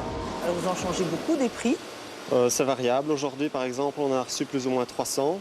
Et c'est probable qu'on en reçoive si on constate des prix moins chers ailleurs. On reçoit des rapports express et on change les étiquettes de prix pour rester les moins chers tout le temps. Colruyt en fait sa publicité, il suit ses concurrents à la trace. Pour nous le prouver, le discounter joue la transparence et nous ouvre les portes de sa centrale des prix. Ici, 70 personnes ne font que cela, relever des prix, soit dans les folders, soit directement sur le terrain, dans les magasins de la concurrence. Chaque jour, pas moins de 60 000 prix sont relevés et soigneusement analysés pour permettre à Colruyt de fixer ses propres prix. Le critère le plus important, c'est la qualité. Par exemple, pour notre marque propre, Bonnie et les premiers prix, on vérifie chez la concurrence si la qualité est la même suivant les ingrédients. Par exemple, si nous avons une confiture avec 55% de fruits, on ne va pas la comparer à une confiture qui n'a que 30% de fruits. Alors, est-ce que vous êtes toujours vraiment le moins cher? Nous sommes toujours les moins chers. Colruyt ne manque pas de le faire savoir à ses clients. Il publie son propre baromètre des prix et il compare par région ses prix à ceux de ses concurrents. 4000 prix au total, un baromètre qui donne Colruyt gagnant à tous les coups. Mais qu'en est-il exactement? Colruyt est-il réellement toujours le moins cher sur tous les articles? Nous avons voulu tester. Nous nous sommes donc rendus en caméra discrète chez Colruyt, Carrefour, Delhaize et Lidl pour y acheter 10 produits de base, des produits comparables choisis parmi les grandes marques, les marques propres à chaque enseigne, les premiers prix et nous avons profité partout des promotions du jour. Vu le nombre limité de produits, notre expérience a surtout valeur de test, mais elle a révélé quelques surprises. Dans 6 cas sur 10, Colruyt est moins cher que ses concurrents, parfois largement moins cher, comme sur cette pâte à tartiner. Mais parfois, cela se joue aussi à moins d'un cent près, comme sur ces tons. Mais pour vous offrir le meilleur prix, Colruyt vous oblige parfois à acheter en grosse quantité. Ces cornflakes, par exemple, 1 kg 800 g de cornflakes, c'est-à-dire 2 fois plus que chez Delhaize, pour obtenir un prix à peine plus avantageux. Mais Colruyt est parfois aussi plus cher que ses concurrents, comme sur cette célèbre poudre à lessiver. Malgré un packaging plus grand et donc a priori plus avantageux, Colruyt est en fait plus cher à l'unité de lavage. La confiture Bonnie aux fraises était elle aussi plus chère que celle de Carrefour. Colruyt, contrairement à ses engagements, n'avait pas adapté son prix à la promo de son concurrent.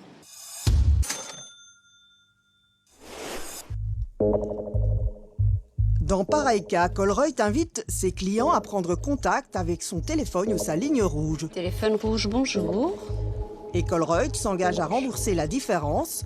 Nous lui avons donc adressé notre réclamation et nous l'avons fait par mail.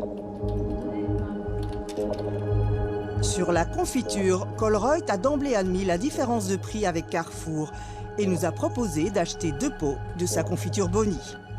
Par contre, pour la poudre à lessiver, Colruyt nous a répondu qu'il ne s'agissait pas des mêmes produits, que Lidl appliquait le prix évoqué sur un autre article.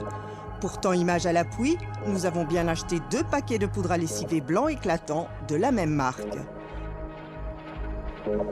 En guise de consolation, Colruyt nous a offert un bon d'1,25 € sur notre prochain achat, un geste oui, mais qui nous a laissé sur notre faim.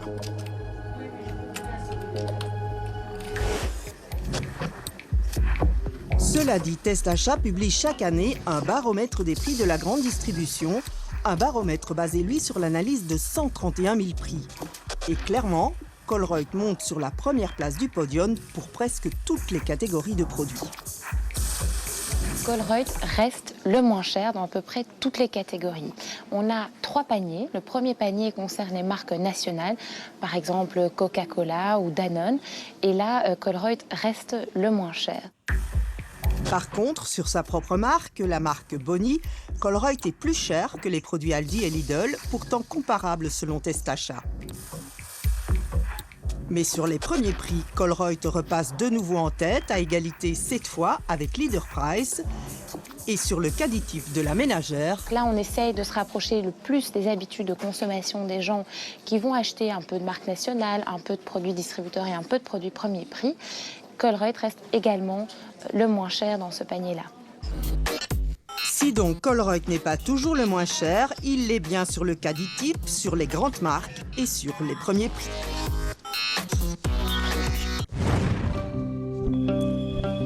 Mais alors, comment Colruyt parvient-il à pratiquer les meilleurs prix? Comment fait-il pour ne pas y laisser des plumes, pour résister à la guerre des prix que se mène la grande distribution?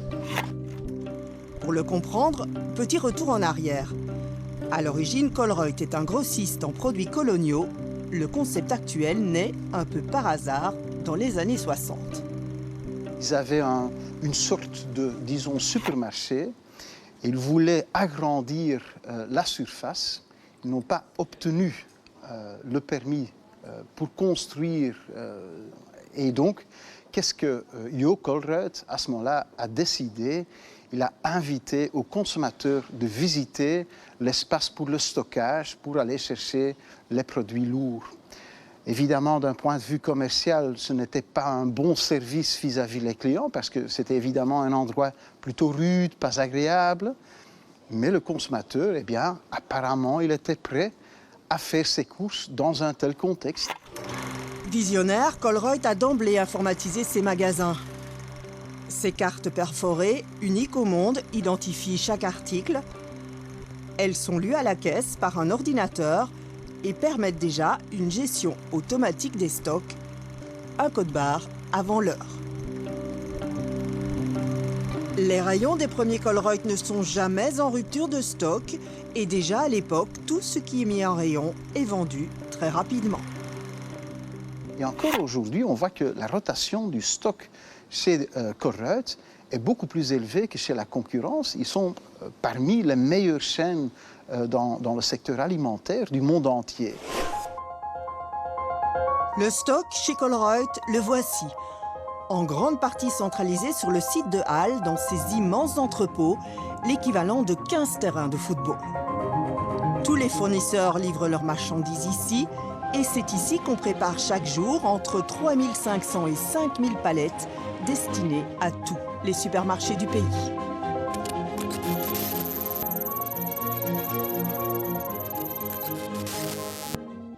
On a un système qu'on appelle le réapprovisionnement automatique.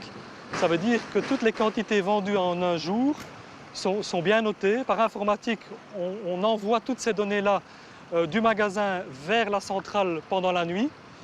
Et avec ces données-là, on peut préparer toutes les commandes pour chaque magasin, de façon à ce que le réapprovisionnement se fasse de façon rapide et automatique, quasiment sans intervention humaine.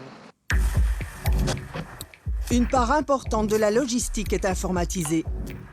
Ce robot, conçu par Colruyt, est programmé pour aller chercher dans un immense frigo le nombre exact de caisses de fruits et de légumes dont chaque magasin a besoin.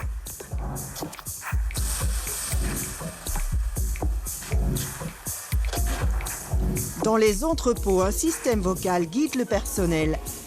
Il optimalise le circuit de chaque préparateur, qui remplit ainsi rationnellement et donc plus rapidement les charrettes. Ici, le temps, c'est de l'argent. C'est vrai aussi pour le remplissage des camions. Le chargement est prêt quand les camions arrivent à quai, pas moins de 620 camions chaque jour. Et nous l'avons vérifié, aucun camion ne part à moitié vide. La centralisation du stock est un gage d'efficacité.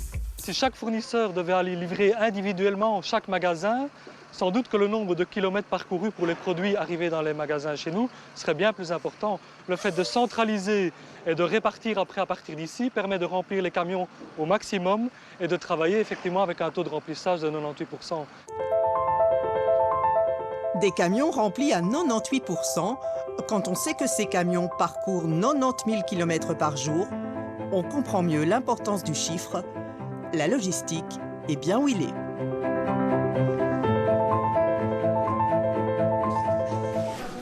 La commande portant le numéro 939 est prête à la boucherie. Même si ces annonces et les comptoirs tendent à disparaître au profit des libres services, la boucherie reste une curiosité chez Colruyt. C'est particulier dans la grande distribution. Pour la viande comme pour le reste des produits, Colruyt a sa propre centrale.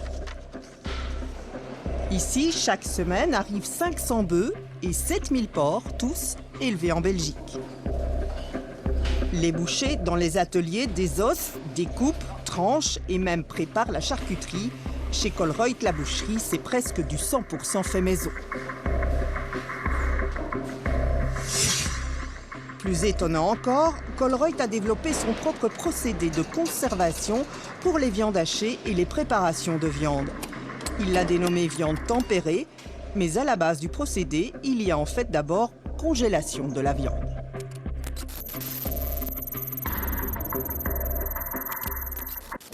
La viande tempérée consiste à surgeler la viande le plus rapidement possible après sa découpe. Et nous, le temps, c'est entre 2 et 3 jours. Elle va au surgélateur à une température de moins 25 degrés. Ensuite, cette viande est livrée dans nos boucheries et c'est là que commence la températion de cette viande. On fait remonter la viande à une température de 0 à moins 5 degrés. Le haché est donc préparé dans les boucheries des magasins alors qu'il est encore en partie congelé, histoire de limiter le développement des bactéries. Et nous avons, grâce à ça, le moyen de ne rien mettre d'autre que du sel, du poivre et des épices dans notre haché. Pas de conservateur, pas de liant, rien du tout. Un haché naturel qui se conserve mieux, tout bénéfice pour le client et tout bénéfice pour Colruyt. Partir d'un produit congelé permet aussi de mieux gérer les stocks, de limiter le gaspillage et donc de réduire les coûts.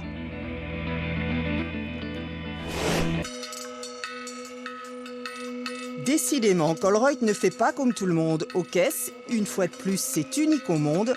Les caissiers travaillent debout et ce n'est pas juste pour marquer sa différence.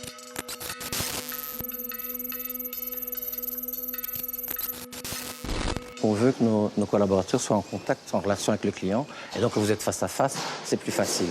Plutôt que d'être derrière un gros scanner et puis de pousser la marchandise sur le côté. Est-ce que c'est aussi plus rapide quand c'est le caissier lui-même plutôt que le client qui met sur un tapis?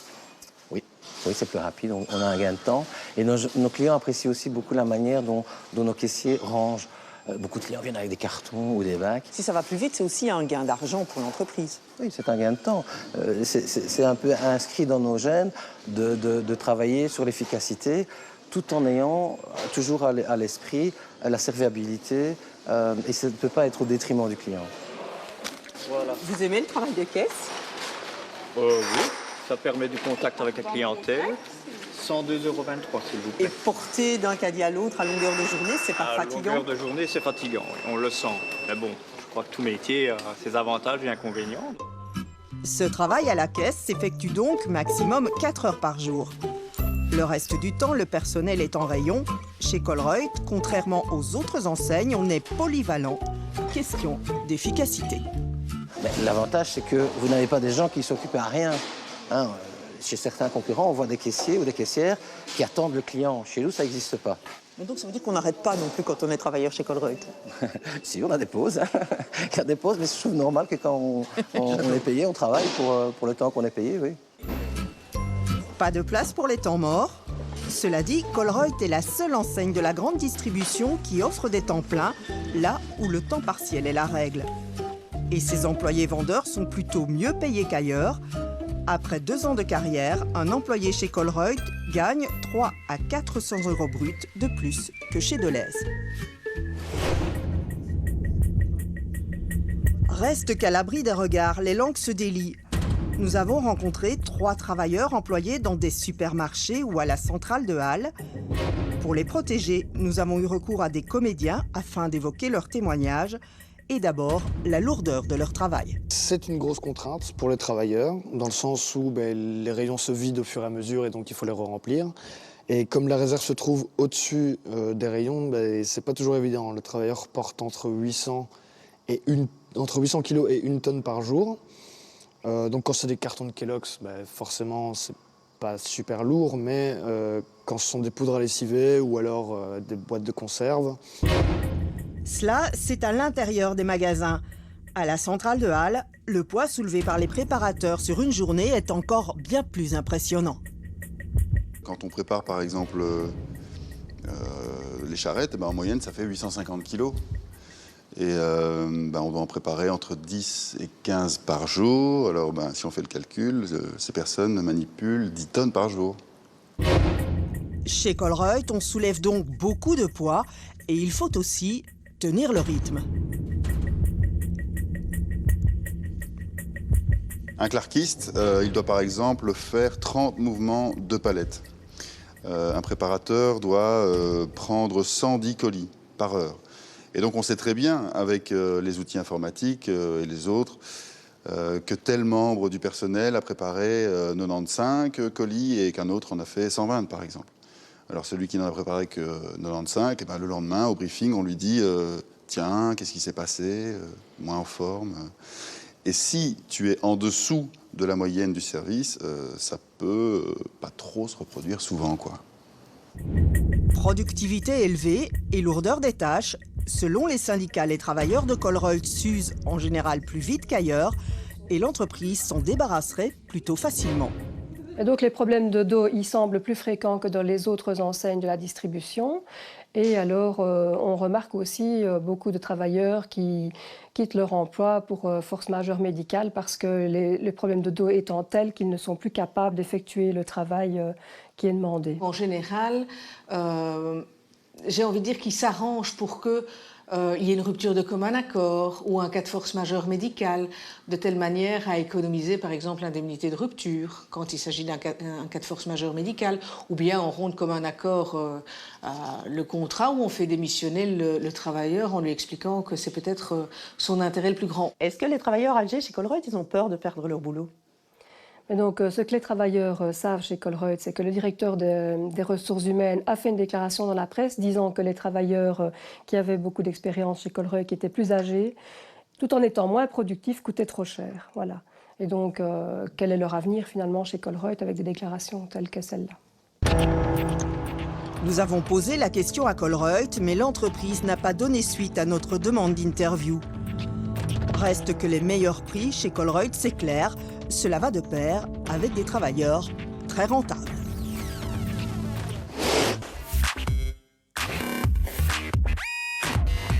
Retour dans les supermarchés.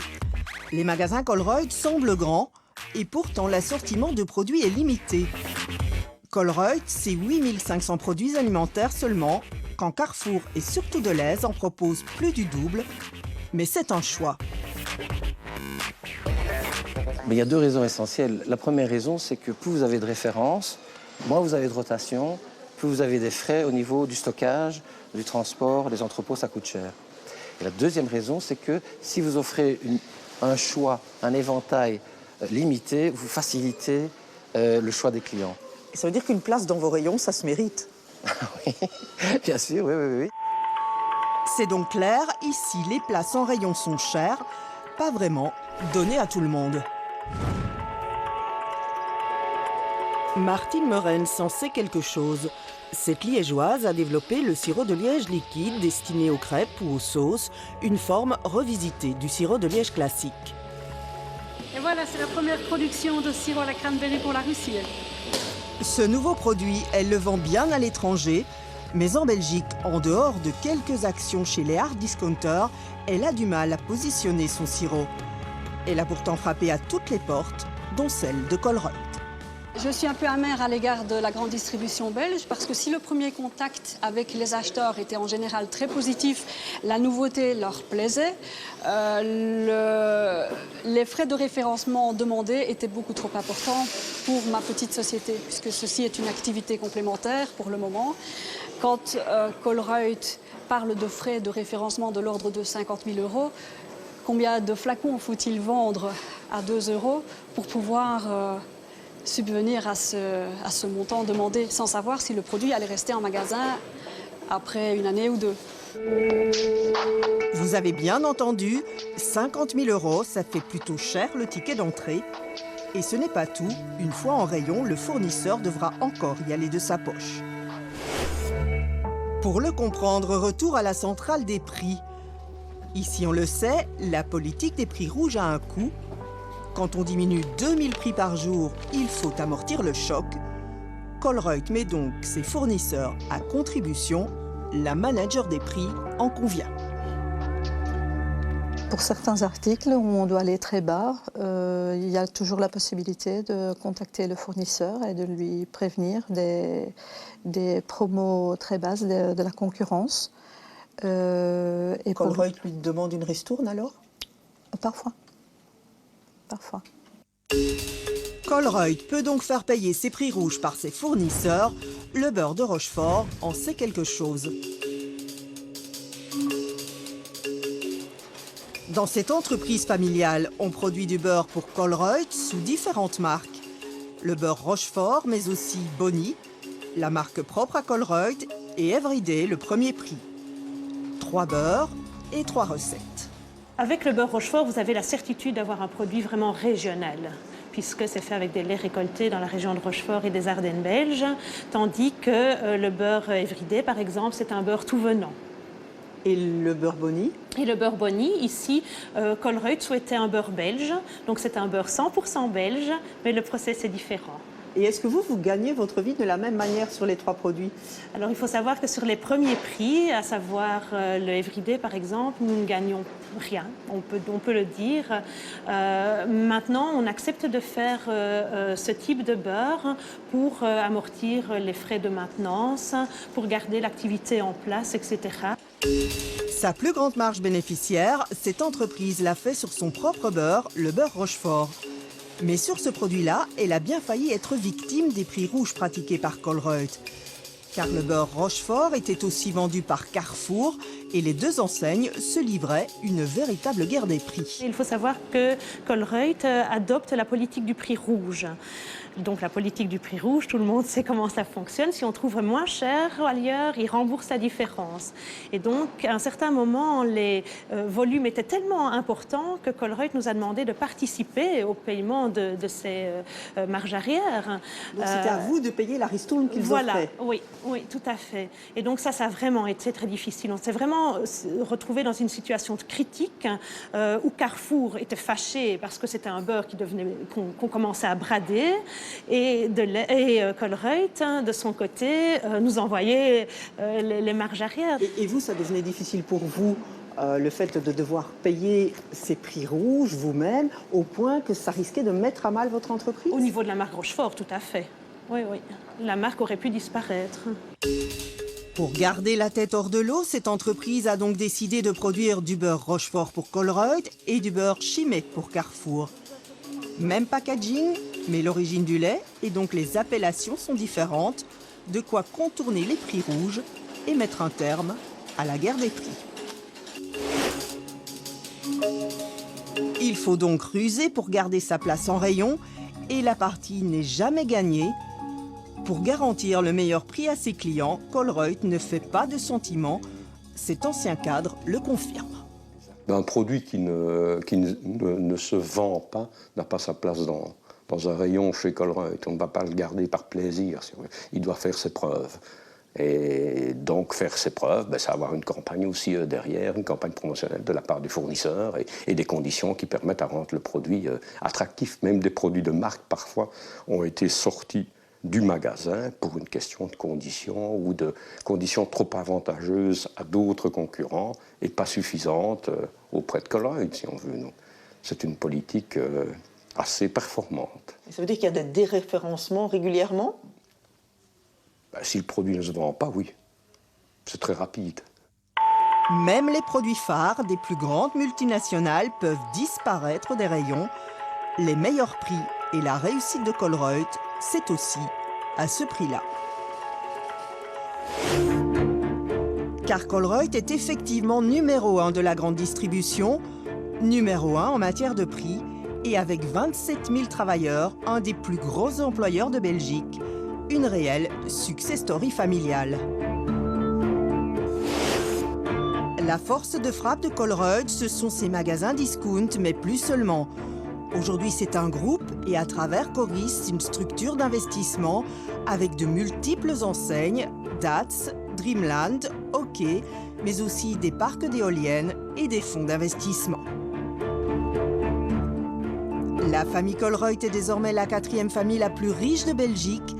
Elle détient toujours la majorité des actions du groupe et c'est sans doute une des clés du succès. On voit quand même que les sociétés familiales ont l'atout qu'ils peuvent mettre les objectifs à long terme. Ce sont surtout les sociétés qui sont notées à la bourse qui souffrent de la pression d'obtenir des résultats chaque trimestre. Malgré que Colruyt est noté, la majorité des actions est encore chez la famille et la famille tient vraiment une attitude à long terme. En réalité, Colruyt est fidèle à son concept de départ et n'a jamais varié sa stratégie. C'est une politique qui a été choisie et suivie.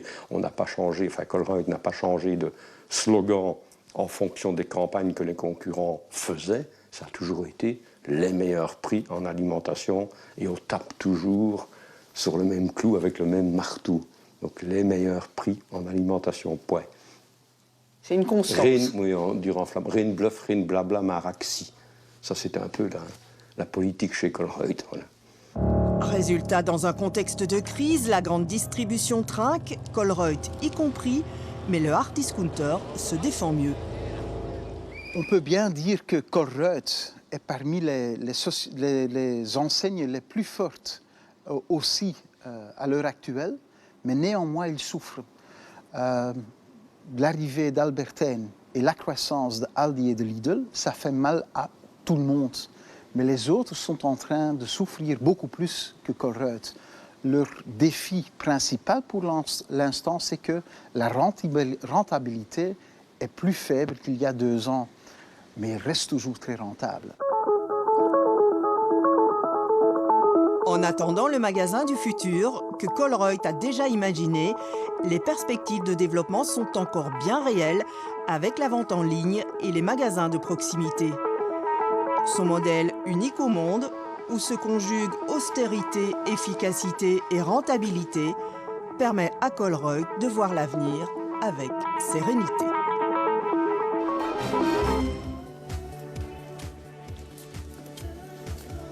Voilà, c'est la fin de cette émission. Merci de nous avoir suivis. Prochaine question à la une, mercredi. Tout de suite sur la une, un documentaire intitulé « L'ère de l'homme ».